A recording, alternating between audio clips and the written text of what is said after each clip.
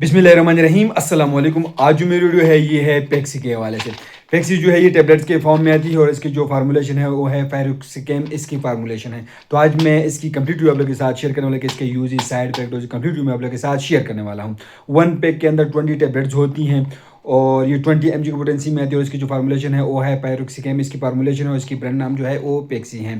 तो इसकी इस्तेमाल की जाती है, पहले इसकी बात करेंगे इसके यूज़ के हवाले से। तो इसकी इस्तेमाल की जाती है रीढ़ की हड्डी के दर्द के लिए इसकी इस्तेमाल की जाती है। इस दवा का इस्तेमाल एक्यूट और क्रॉनिक रूमेटॉइड अर्थराइटिस में इसकी इस्तेमाल की जाती है। जोड़ों के दर्द में इसकी इस्तेमाल की जाती है।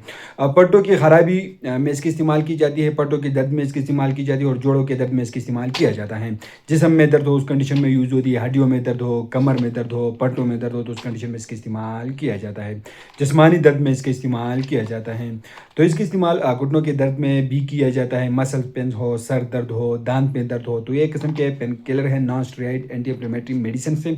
तो ये मुख्तलिफ दर्दों के लिए इसका इस्तेमाल किया जाता है। तो इस बेनिफिट्स के साथ इसके कुछ साइड इफेक्ट भी हो सकते हैं। तो इससे मतली हो सकती है, सीने में जलन हो सकती है, क्या हो सकती है, मैदे में ब्लीडिंग हो सकती है, भूख कम लग सकती है, मुंह खुश्क हो सकती है और सांस में तकलीफ भी हो सकती है, परेशानी से हो सकती है, रेश निकल सकती है, जेल के रेश हो सकती है और एलर्जी हो सकती है। तो ये इसकी साइड इफेक्ट है। कंट्राइंडिकेशन इन लोगों में आप लोग इसी पेक्सी का बिल्कुल इस्तेमाल नहीं कर सकते। जो अफराद इससे एलर्जिक हो तो आप लोग उनमें इस्तेमाल ना करें। जो औरतें बच्चे को चाहती से दूध पिला रही तो उनमें इस्तेमाल नहीं कर सकते। मैदे के अल्सर के मरीजों में आप लोग इस्तेमाल ना करें।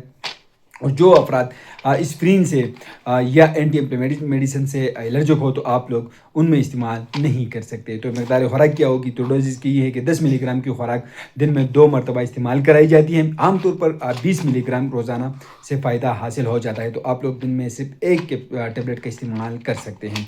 2 हफ्ते में फ़वाइद जो है वो हासिल होते हैं। 14 साल से कम उम्र बच्चों में आप लोग हरगिज़ इसी टेबलेट का इस्तेमाल ना करें। तो प्रिकॉशन क्या होगी? तो दौरान इस्तेमाल जिगर और गुर्दों का टेस्ट ज़रूर करवाते रहें। तो ये कंप्लीट व्यू है पेक्सी टेबलेट्स के हवाले से।